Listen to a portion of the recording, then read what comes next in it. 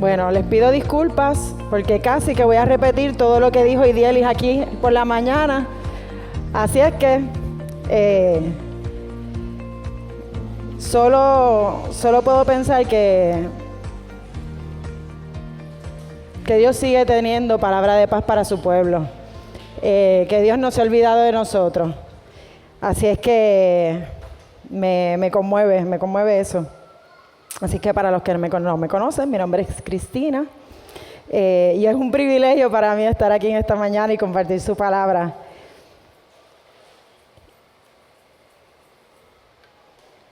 Quería empezar recordando unas palabras que dijo Tolentino hace varios viernes.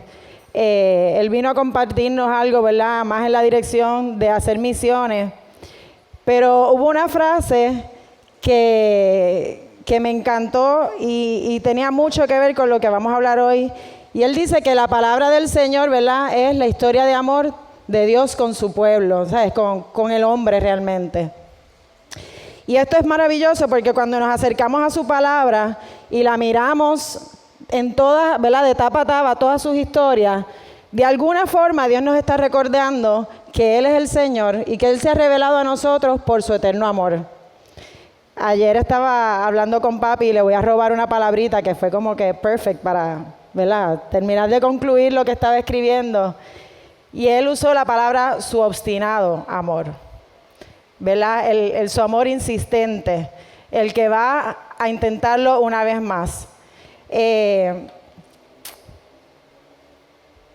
Y dicho eso, vamos a hablar de Gedeón, que podría parecer, ¿verdad?, un poquito extraño porque cuando vamos al Viejo Testamento muchas veces las historias son bastante sangrientas, ¿verdad? Hay ciertas cosas ahí que son un poquito fuera de nuestro comfort zone. Pero les tengo que confesar que decidí predicar de Gedeón el día que fui a dar la clase de Gedeón hacia los nenes. Yo le di clases a los nenes de 3 a 5 años. Y eso es otra cosa. Es un privilegio. Sobre todo, poder transmitirles a través de la palabra del Señor, ¿verdad?, cuántas maravillas el Señor tiene para ellos. Y no podemos tomar en poco que son chiquitos, sino al contrario, que Dios es poderoso para ministrarles aún en esa edad. Y que Dios tiene palabra de paz y de amor para ellos también. Así es que yo preparando esa clase, yo decía, aquí está. De esto mismo es lo que vamos a hablar. Y me gozo por eso. Y un poco para que repasemos, los que tengan sus Biblias, prepárenlas, porque hoy vamos a ir leyendo bastante. Yo sé que no es lo usual, pero no quiero que se me pierda ni un detallito, así que vamos a ir en Jueces 6, vamos a estar. Y quería un poquito hablarles del contexto histórico, ¿verdad? Cuando hablamos de Gedeón, Gedeón es uno de los jueces que viene después de la era de Josué. Si damos un poquito para atrás, el pueblo de Israel, Dios lo saca de Egipto a través de Moisés y pasaron muchas cosas maravillosas, ¿verdad?, que hemos hablado en otros momentos. Y una vez han salido en el desierto, lo primero que Dios hace es que los lleva al monte Sinaí y allí Dios revela su palabra, ¿verdad?, lo que es la ley. Y en ese proceso están los 10 mandamientos, pero hay muchas otras cosas, ¿verdad?, que tienen que ver con el tabernáculo, con los sacrificios. Son pasajes a veces que los leemos y los sentimos que son un poco secos, pero si nos tomamos un momento podemos ver que realmente Dios se está revelando a sí mismo a este pueblo. Dios le está enseñando a un pueblo que ha pasado tantos años como esclavo, los está sacando de una mentalidad de esclavitud, ¿verdad?, de sufrimiento, de pobreza, de muchas manías, ¿verdad?, de pueblos que estaban alejados del Señor, y les está diciendo, hay una mejor manera de vivir. Y se las voy a enseñar, y no solamente se las voy a enseñar, sino que voy a estar con ustedes, ¿verdad? Y ahí viene el tabernáculo, porque Dios anhelaba profundamente revelarse a este pueblo que en otro tiempo no era pueblo, ¿verdad? Que Dios lo escogió para hacer precisamente esto. Y en ese proceso los lleva a la tierra que Él les había prometido, y es un pasaje fuerte porque nos vemos que Dios se enoja con ellos, porque los llevó ahí sabiendo que esa era la que Él les iba a dar, y ellos no tuvieron la valentía de decir, aunque se ve difícil la cosa, vamos para adelante. Sino que dijeron, son muy altos, son muy fuertes, son demasiados, para allá no podemos ir. Y es un pasaje difícil, ¿verdad? Porque dice que Dios se enojó con ellos y les dijo, pues ¿sabes qué? Los 40 días que pasaron en la tierra mirándola, ahora serán 40 años que estarán lejos de ella. Y fueron 40 años que permitieron que esa generación muriera y nunca pudieron entrar a la tierra prometida. Pero no era porque Dios se había olvidado, Dios iba a cumplir su promesa. Y hermano, eso es algo importante. A veces la gente dice que el pueblo de Israel estaba dando bandazos, ¿verdad? Estaba perdido en el desierto. No estaba perdido, el Señor estaba con ellos.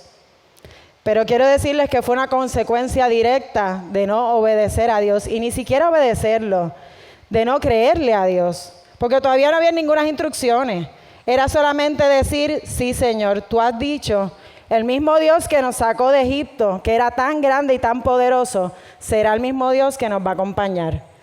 Y es algo con lo que tenemos que tener presente en nuestras vidas. A veces nos enfrentamos a las situaciones y las vemos tan grandes.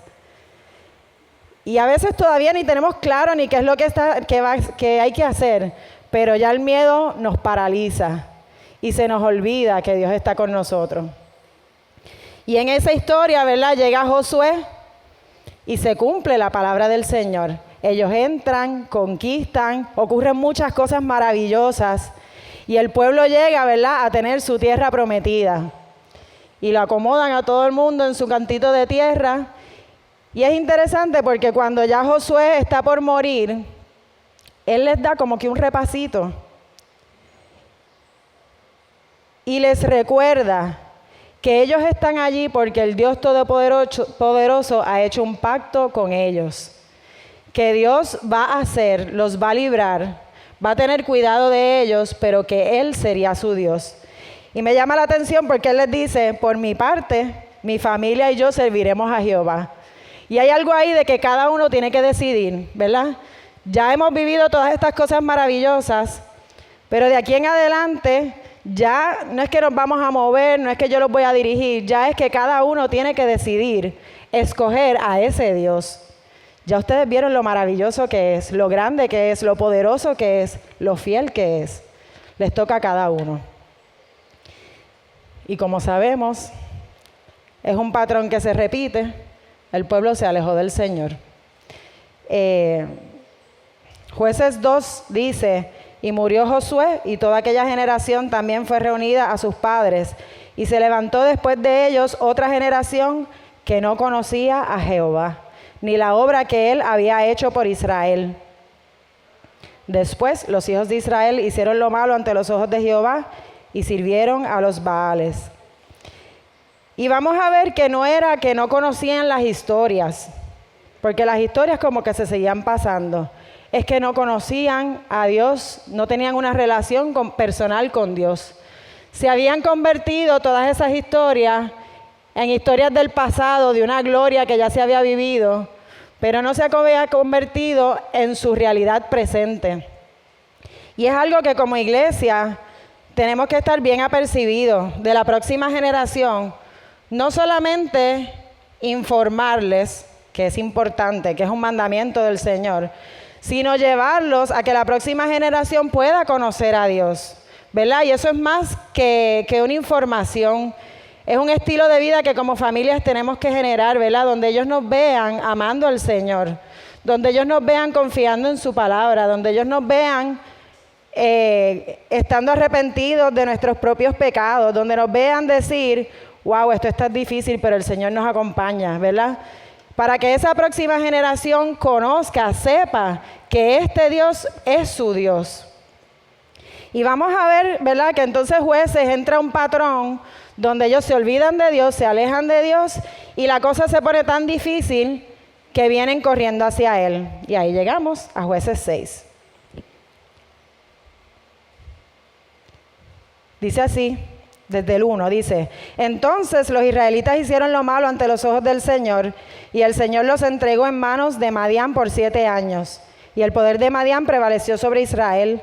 Por causa de los madianitas, los israelitas se hicieron escondites en las montañas y en las cavernas y en los lugares fortificados. Y el verso 3 lo que da es un informe de cómo hacían, ¿verdad? Porque era tan terrible. Y en el 4, acampaban frente a ellos y destruían el producto de la tierra hasta Gaza, y no dejaban sustento alguno en Israel. Y era que los madianitas no eran necesariamente un pueblo que los estaba esclavizando, ¿verdad? En términos de fuerza de ejército, sino que ellos venían y arrasaban con todas las cosechas, arrasaban con todos los animales. Así es que el pueblo de Israel, que le había dedicado, ¿verdad?, su tiempo de trabajo a estas tierras, a la hora de cosechar quedaba desprovisto, lo cual es una cosa muy triste. ¿Verdad? Porque hay un proceso de que tú siembras, tú esperes que cosechas, ¿verdad? Y hay un ritmo de vida que tiene que ver con vivir en el desierto y estos que ellos hacían. Y había una amenaza, ¿verdad?, de hambre. Y dice, era tal la miseria de los israelitas, en el verso 6, por causa de los madianitas, que clamaron al Señor pidiendo ayuda. Y yo quiero hacer hincapié aquí, porque lo que hemos visto en Jueces hasta ahora es que lo que está ocurriendo con ellos es exactamente culpa de ellos. Dios les había dicho que esto era un pacto y que si se olvidaban, pues Él iba a sacar las manos, iba a pasar lo que iba a pasar, ¿verdad? Así es que cuando uno ve el estudio bíblico, tú dices, es que es culpa de ellos, que breguen, ¿verdad? Pero me encanta lo que va a pasar próximamente. Dice así el 7. Cuando los israelitas clamaron al Señor a causa de los madianitas, el Señor les envió un profeta que dijo, así dice el Señor, Dios de Israel, yo los saqué de Egipto, tierra de esclavitud, y los libré de su poder. También los libré del poder de todos sus opresores, a quienes expulsé de la presencia de ustedes para entregarles su tierra. Les dije, yo soy el Señor su Dios, no adoren a los dioses de los amorreos en cuya tierra viven, pero ustedes no me obedecieron. Y lo que es hermoso de esto es de que Dios, viendo lo que está pasando, no es que está lejos, es que Él corre a su encuentro una vez más. Y meditaba en esto porque les voy a confesar que yo primero quería predicar de un salmo, pero se me perdió el salmo, hermano. Lo he buscado otra vez desde el 1 hasta el 150. Y no lo encontraba. Yo decía, ¿pero qué es esto? Así que lo más probable mañana lo encuentro.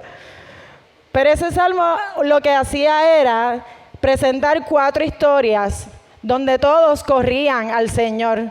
Y el primero se encontraba en una situación difícil, pero eran otras circunstancias, ¿verdad? Y él corrió al Señor, y la Biblia dice que el Señor lo atendió su clamor.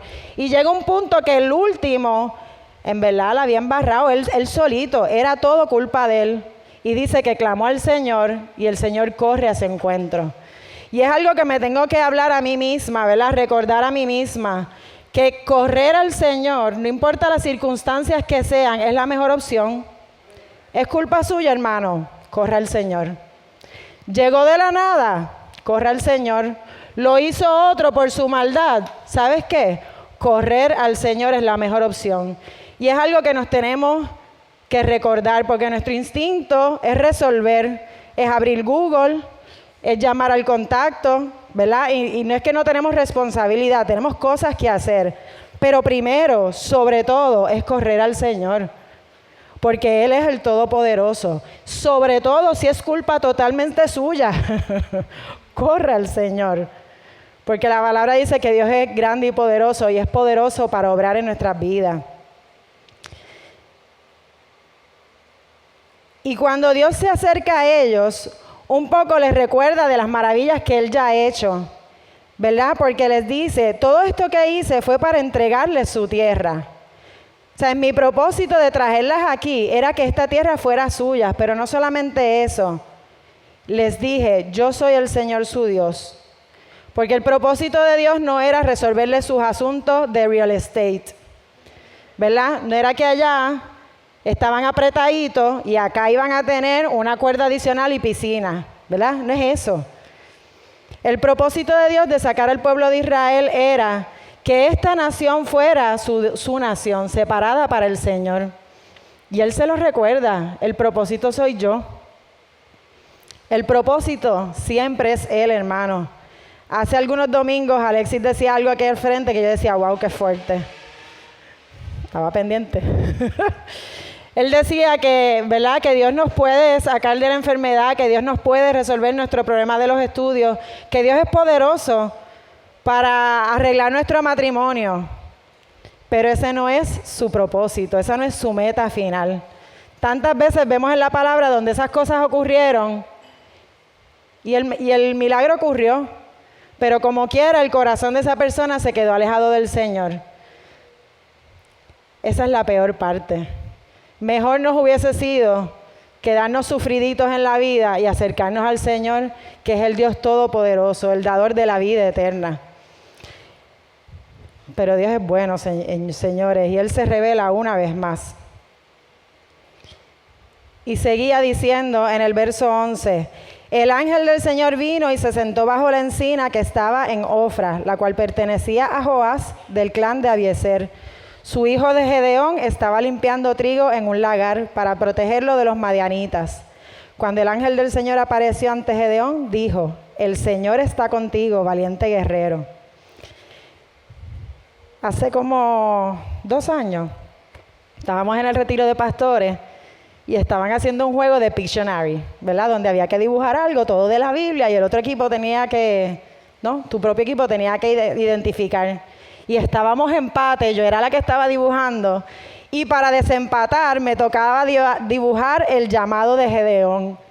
Hermano, yo me quedé en blanco porque yo no me acordaba. Fue bien triste, perdimos. Fue culpa mía. Tengo una confesión que hacerle a Natalie. Yo empecé a dibujar allí, pero era como un algarete porque yo me acordaba de los 300, ¿verdad? Uno de Gedeón se acuerda de los 300.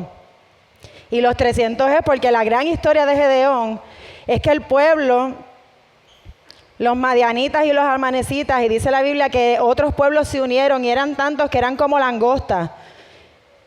Venían a luchar contra ellos, ¿verdad? Eran los que los estaban asediando, y que Dios levanta a Gedeón y coge su ejército y le dice, no, son muchos. No, son muchos. No, son muchos. Y de como 32,000 que empezaron, terminaron siendo 300 hombres. Y si la imagen que habla la palabra de que parecían langostas allí, o sea, eso eran miles de personas listos para atacarlos. Y Dios los libra con los 300, y eso era lo que yo me acordaba, ¿verdad? Yo traté de empezar, pero uno no puede hacer números, by the way. So, yo traté de empezar de hacer un ejército, no funcionó, perdimos, fue una cosa bien triste. Pero en esta predicación el Señor tuvo misericordia de mí y habló a mi vida a través de Gedeón y de su llamado. Y es porque dice así, llega el ángel del Señor y se sienta allí debajo de un arbolito, de una encina, y Gedeón estaba limpiando trigo en un lagar, que para mí significa absolutamente nada. Lo tuve que buscar. El proceso de limpiar trigo era algo que se hacía, ¿verdad?, en el campo, donde está el trigo. Y era algo que iba a ser obvio para el pueblo que viene a buscar las cosechas, de que están limpiando el trigo, ¿verdad?, de que ahora es el momento para ir a atacar. Así es que este hombre fue y buscó el trigo, el que podía cargar sin que nadie se diera mucha cuenta, y se esconde en un área de la casa, a lo mejor de su finquita, que era más privada. El lagar es el lugar donde se pisan las uvas para hacer el vino, que es una esquinita, un cantito más pequeñito, lo más probable estaba tapado. Y allí este hombre, que el ángel del Señor le dice, valiente guerrero, él está escondido, dándole los golpecitos al trigo para, ¿verdad?, para sacar su cosecha. Y me llama tanto la atención eso. El Señor está contigo, valiente guerrero, porque la descripción que me da justo antes es un tipo que está muy preocupado por su bienestar. Tiene miedo, hermano. La han pasado duro, llevan 7 años de hambre. Sus hijos deben estar flaquitos. Dito. Como mamá uno como que se le estremece. Si te ha pasado alguna vez. Si has tenido problemas, ¿verdad? Y tus hijos están flaquitos y viene la abuela y dice, ese nene está flaquito. Uno acá, uy. Lo más probable, los hijos o los nietos de Gedeón estaban flaquitos. Las cosas están difíciles y él está escondido tratando de resolver. Y el Señor se le aparece, valiente guerrero. Yo no creo que él haya sido, que se lo está vacilando, ¿verdad? Que está siendo sarcástico. A lo mejor era un hombre que en su corazón tenía mucha valentía, pero no encontraba cómo resolver, ¿verdad? Decía, pero es que no tengo nadie que me ayude. O a lo mejor el Señor está viendo lo que Dios va a hacer por delante de él.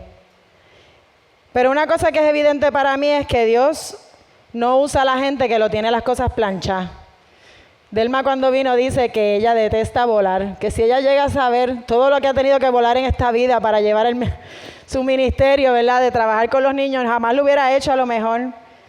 Pero Dios es gracioso de esa forma, usa gente imperfecta para su gloria. Me acuerdo de Jorge, que él dice que, ¿verdad? Esto de hablar en público. ¡Ja! ¿Cuántos años son, Jorge? Predicando. No solamente a una hermosa congregación, ahora es por las redes. Sabe Dios todos los que te oyen, Jorge. Qué cosa espantosa, ¿verdad? Que Dios nos usa aún a pesar de nosotros mismos. Estaba hablando con una de las muchachas, de las mujeres hermosas que sirven a esta iglesia, de su trabajo en la iglesia. Y en ninguna de las veces que me he acercado a la gente, ninguna de ellas me ha dicho, es que me sobra el tiempo, o me sobran las fuerzas, o es que yo lo hago tan y tan bien que estoy aquí, ¿verdad? Dios nos usa a pesar de nosotros, a pesar de nuestras incapacidades, a pesar de lo difícil que se nos hace, de lo cargada que está nuestra agenda, de lo cargado que está nuestro corazón, porque estamos viendo nuestras circunstancias que están mega difíciles. Y Dios dice, ¿sabes qué? Ven. Tengo un ministerio para ti. Atiende a otra gente. Olvídate un poquito de tus cosas. Ven a hacer algo difícil, donde a lo mejor vas a estar en peligro, donde vas a perder descanso. Uf, hermano. Valiente guerrero, ven.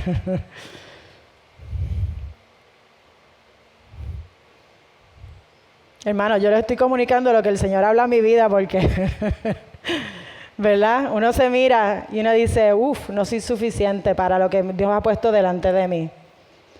Y no es que tenga mala autoestima, no lo es. Es que estoy bien clara de mis fuerzas y que no son suficientes. Y me parece que es lo mismo que pasó con Gedeón. Y Gedeón contesta. Primero contesta, yo diría que a lo mejor agobiado, a lo mejor muy molesto. No sé, dice así, el 13. Pero Señor, si el Señor está con nosotros, ¿cómo es que nos sucede todo esto? ¿Dónde están todas las maravillas que nos contaban nuestros antepasados cuando decían, el Señor nos sacó de Egipto? La verdad es que el Señor nos ha desamparado y nos ha entregado en manos de Madián. Si un hijo mío me habla así, desde atrás, no. Va castigado, hermano, va time out por lo menos. Porque son palabras fuertes, ¿no? Porque es decirle rayando en, wow, esto parece como cuentos mentirosos, Señor. Como que no compagina una cosa con la otra. Pero hermanos, el Señor no se espanta nunca de que nosotros vayamos a Él, con el corazón como lo tengamos. ¿Usted está molesto? ¿Usted piensa que Dios ha sido injusto con usted? Vaya donde Él. Él lo está viendo, by the way. Cuando usted habla solo y habla pestes de Él lo está viendo. Eso ya lo sabe. Vaya donde Él no se va a espantar. El Señor es paciente con nosotros y compasivo. Así es que Él como que no le contesta tanto, excepto que le dijo, bueno, aquí dice que lo encaró. Así es que se lo debió haber dicho fuerte. Ve con la fuerza que tienes y salvarás a Israel del poder de Madián. Yo soy quien te envía. Y Gedeón empieza a pelear una vez más, porque yo soy el débil, porque mi familia es insignificante. Y el Señor le responde, tú derrotarás a los madianitas como si fueran un solo hombre, porque yo estaré contigo. Y yo siento aquí que volví a dar la predicación de Moisés, porque es que lo que veo es el mismo Dios todopoderoso, que tiene misericordia de su pueblo y que una vez más le viene a recordar, no es acerca de ti. Es acerca de mí. Es que yo soy el Señor. Es que yo tengo propósitos de ti, contigo, perdón. ¿Se acuerdan que les traje a la tierra? Era para que fueran mi pueblo.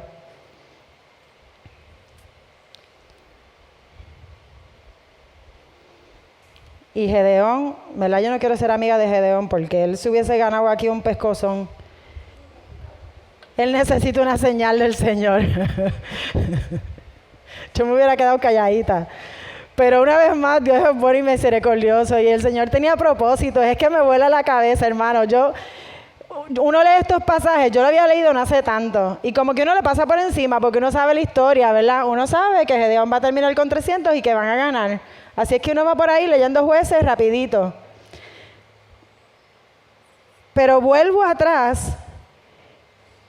Y en este asunto de todo lo que están hablando, lo que puedo es ver la misericordia de Dios hacia ellos. Viendo el cuidado del Señor. Dame una señal. Y va a hacerle, ¿verdad?, una comida para traerle al ángel del Señor. Y les voy a traer aquí una palabra de domingo. A lo mejor este ángel del Señor era una teofanía o tal vez una cristofanía. ¿Viste cómo lo leí por si acaso? Y son momentos en las Escrituras donde en vez del Señor enviar un ángel, ¿verdad?, con otro nombre, a lo mejor un ángel Miguel, un ángel Gabriel, parece ser que es él mismo. Es como si hubiese sido Jesús estando allí. Claro, el que está allí no sabe que esto es algo maravilloso que está ocurriendo, pero ¿verdad? Y va y le hace una comidiza y se la pone allí y dice que la tocó con el bastón y salió fuego de la roca donde había puesto el pan. Es casi como si hubiese sido un sacrificio y es interesante porque quien provee el fuego es el mismo Dios, ¿no? Qué cosa linda. Entonces Gedeón construyó allí un altar al Señor y lo llamó El Señor es la paz. Y yo estuve a punto de brincar este pasaje porque, ¿verdad?, no quería entrar en esta discusión de si era Jesús o no, ¿verdad?, de todas las opciones. Esto es una discusión más larga. Pero eso que él hace, decir El Señor es la paz, tuve que volver a él, tuve que dar para atrás. Porque acordarme de que están pasando hambre, de que están en guerra, de que él está escondido, de que el pueblo, los madianitas están pendientes para robarles. Y lo que está recibiendo Gedeón en este momento, además de su angustia de qué es lo que voy a hacer, es que a pesar de todas estas circunstancias, el Señor es la paz, es Shalom lo que está diciendo aquí. Hermano, si su circunstancia no se resuelve pronto, sepa que el Señor es la paz, que es ese mismo Dios el que anda con usted. Y lo digo porque Dios es poderoso para hacer un milagro. Todas las Navidades yo espero el momento que hay de su testimonio del día que el Señor llenó su cuarto de su presencia y el Señor la sanó. Había pasado un tiempo bien difícil. Ella también estaba flaquita. Pero ese día el Señor llenó su cuarto de su presencia y el Señor la sanó. Y tenemos otros testimonios así, ¿verdad? Donde de momento llega una llamada y nos ofrecen el trabajo que necesitábamos. ¿Verdad? Cosas así donde el Señor obra en nuestras vidas, interviene. Pero a veces leemos estos pasajes y pensamos que es rapidito, pero han pasado años, hermano. Años de sufrimiento. Y no quita que el Señor sigue siendo el Dios Todopoderoso. Y cuando nos acercamos a Él, Él nos revela una vez más que Él es nuestra paz, que Él es nuestra provisión. Pero no tanto para resolver nuestras circunstancias, aunque es poderoso para hacerlo. Y lo hace en su amor y su misericordia, lo cual es como, ¿verdad? Sino porque Él anhela que volvamos a Él. Y este hombre que lo describen como valiente guerrero, la primera instrucción que le mandan a hacer es algo que es bien fuerte.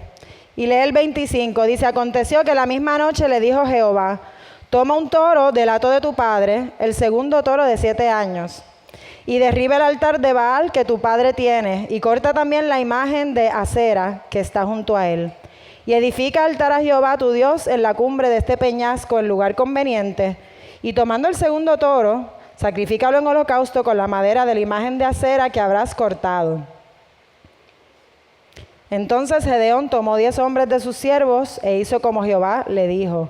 Mas temiendo hacerlo de día por la familia de su padre y por los hombres de la ciudad, lo hizo de noche. Y aquí me parece que él estaba muy asustado una vez más. Porque Dios le estaba pidiendo algo que era bien fuerte. Era ir a la tierra de su papá, donde habían unos altares a otros dioses. Y estos altares a otros dioses me puse a buscar porque muchas veces, ¿verdad? Culturalmente esto no significa nada para nosotros. Pero en nuestra vida diaria decimos, wow, yo soy igualita, qué fuerte. Cuando uno busca quién es Baal y Acera, son dioses que eran de ese lugar, ¿verdad? Que Dios les había dicho, sal de esa gente porque tienen otros dioses, ¿verdad? Era culpa tuya, by the way. Y eran dioses que tenían mucho que ver con la fertilidad, por lo tanto, con tener hijos y tener cosechas. Y ellos se habían alejado de un Dios que les había traído a la tierra prometida de leche y miel, que iba a ser abundante, y escogieron atender unos dioses que me iban a prometer una fertilidad, ¿verdad? Según estos asuntos. Y uno dice, Dios mío, pero es que cambiaron. ¿Qué es lo que cambian por botella? China por botella. Tenían al Dios Todopoderoso, el que ya les había traído a la tierra. Pero escogieron olvidarse de Dios y atender estos dioses. Y uno de los asuntos era que de un tronco de un árbol tallaban a la diosa Acera. Y es funny porque después van a usar esa misma para maderita. Unagi. Pero es un asunto fuerte porque él va a ir a la tierra de su papá, no era el de él en su casa, no era que iba a abrir un closet, iba a echar las cosas en una bolsa Glad, ¿verdad? Él tenía que ir allá y se iba a formar la de San Quintín y él lo sabía. Y este gran hombre valiente lo hizo de noche, calladito. Y uno le dice a los niños, ¿sabes qué? Ser valiente no es no tener miedo. Ser valiente es que cuando tengo miedo, como quiera obedezco, ¿verdad? Como quiera actúo porque es lo bueno. Y vaya. ¿Y sabes qué? Se formó la de San Quintín. Querían matarlo, ¿verdad? Porque se enteran que están destruyendo el Dios que nos va a dar alguna cosecha algún día, tal vez. Y me llama la atención porque su papá dice algo, yo no sé si lo dice en serio o por salirse del asunto, pero le dicen, ¿saben qué? Si él destruyó a este Dios, pues que ese Dios que es tan poderoso venga y le meta las manos a Gedeón, ¿no les parece? Porque hay que defenderlo. Y está interesante, ¿verdad? A lo mejor él buscó una forma sencillita de no meterle manos a su hijo. Pero de ahí en adelante se llamó, déjame decirlo bien, Jerubbaal, alguien que me corrija que lo tenga a la mano. Jerobbaal. Jerobbaal, ahí mismo en el 7 lo dice. ¿Verdad? Porque se convirtió en aquel que destruyó a Baal. Pero nadie pudo decir nada porque Baal no hizo nada por eso. Qué cosa interesante, ¿verdad? Hermanos, los voy a dejar aquí.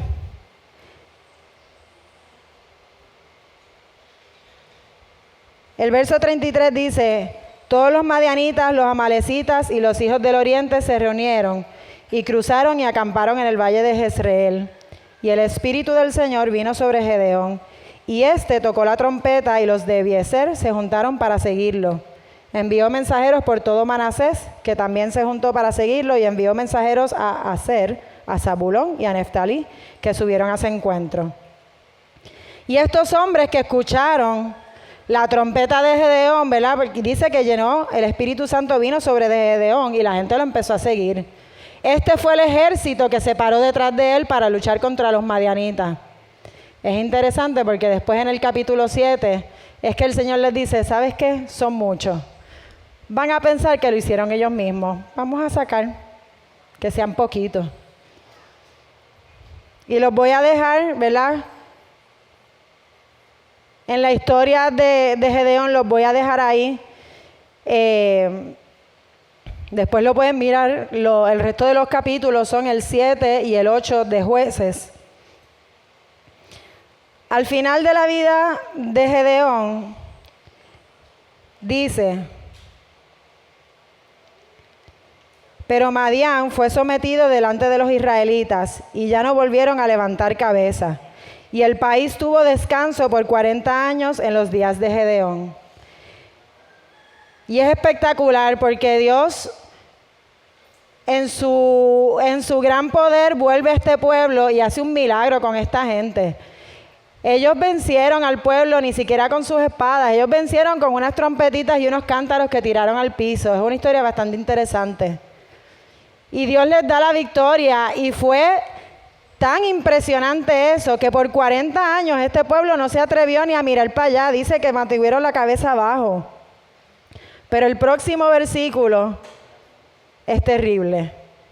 Al morir Gedeón, y los que me están siguiendo, estoy en el capítulo 7, verso 33. Al morir Gedeón, los israelitas volvieron a prostituirse con los Baales e hicieron a Baal-Berit su dios. Así que los israelitas se olvidaron del Señor su Dios, que los había librado de manos de todos sus enemigos en derredor. No nos debería sorprender, ¿verdad? Peor aún, así somos. Dios ha hecho cosas grandes entre nosotros. Dios ha hecho cosas hermosas entre nosotros. Si de momento tomáramos un momento para mirar hacia el lado, aquí podríamos estar testificando, ¿verdad? Largo y tendido. Pero algo pasa que con cierta regularidad nos volvemos a enfocar en lo que tenemos por delante, ¿verdad? En las dificultades normales que trae la vida y se nos olvida del Señor. Y uno dice: wow, es que el pueblo de Israel era así. Eran malos. Cuando uno da la clase de la catacumbita, ¿verdad? Uno tiene que hacer a veces un poquito dramático. Pero lo terrible, hermano, es que yo leí este pasaje y venía a mi corazón Juan 3:16. Yo decía: es que sigue siendo el mismo obstinado amor. Dice: porque de tal manera amó Dios al mundo, que ha dado a su Hijo unigénito, para que todo aquel que en Él cree no se pierda, mas tenga vida eterna. Hermanos, la historia de Gedeón sigue siendo nuestra historia. Sigue siendo que aún en medio de nuestros líos, de nuestro pecado, de lo que nos merecemos, es el obstinado amor de Dios el que nos alcanza. Y no solamente eso, sino que no hay nada que nosotros tengamos que hacer. Él lo planificó, Él proveyó lo necesario y Él lleva a cabo el plan para darnos nuestra salvación. Y no solamente eso, sino que nos va a dar la tierra prometida que Él está preparando para nosotros en el cielo. Hermanos, el plan está resuelto. Esa sigue siendo las buenas noticias del Señor para nosotros. Sigue siendo que aun que llevo tantos años de convertida, metí la pata, sigue siendo el mismo mensaje. Es que el amor del Señor cubre multitud de faltas. Es que el Señor todavía tiene su perdón para nosotros. Es que Él tiene propósitos para nosotros. Y no solamente eso. Dice Juan 3:16 que es que no se pierda, mas tenga vida eterna. Y esa vida eterna es tan maravillosa porque cuando buscamos en su palabra, esa vida eterna es realmente que estábamos muertos y el Señor nos empezó a dar vida ahora. No solamente eso, sino que nos llena de su Espíritu Santo, que es Él mismo. Él mismo. Y no solamente eso, sino que su palabra dice que nos mantengamos conectados con Él y que Él va a hacer la obra. Él nos va a dar los frutos de su Espíritu. Él va a transformar nuestras vidas. Sigue siendo Él mismo. Tenemos buenas noticias de salvación para nuestras vidas, hermanos. Cuando nos enfrentamos con las circunstancias tan difíciles, cuando nos enfrentamos con nuestro propio corazón, es Él mismo. Pero ¿sabe qué? No tanto para que Dios nos resuelva nuestras circunstancias, que Él es poderoso para hacer, y sigo insistiendo en eso, sino para que lo conozcamos a Él. Todo el plan de la eternidad de Dios no era para darles la tierra prometida al pueblo de Israel, ¿verdad? Una finquita más grande con una piscina, sino era para darles a Él mismo. Y eso sigue estando en la mesa, hermano. Su Espíritu Santo, una vida transformada por su fruto y la vida eterna. Y esta palabra no solamente se la recuerdo para nosotros, sino porque eso sigue siendo el mensaje que tenemos que compartir con el mundo. El que está al lado suyo, el que trabaja con usted, que la ha embarrado en su vida, que lo ha hecho mal, que ha sido malvado, este es el mensaje que usted tiene para él, que Dios lo ha amado desde la eternidad y que tiene propósitos de vida eterna para con él. Pero también para aquel que a lo mejor no ha sido tan malo, pero su vida no tiene esperanza, hermano. Este es el mensaje que tenemos que llevar, que Dios desde la eternidad nos ha amado obstinadamente. Y yo necesito recordarme a mí misma que es su amor obstinado el que me sostiene. Necesito recordármelo a mí, necesito enseñárselo a mis hijos, porque esa chiquita que vino corriendo a orar, hermanos, ahí hay pecados, una cosa bien seria. Una cosa bien seria. Y te lo dice con una sonrisa las cosas que hace. I'm sorry, mami.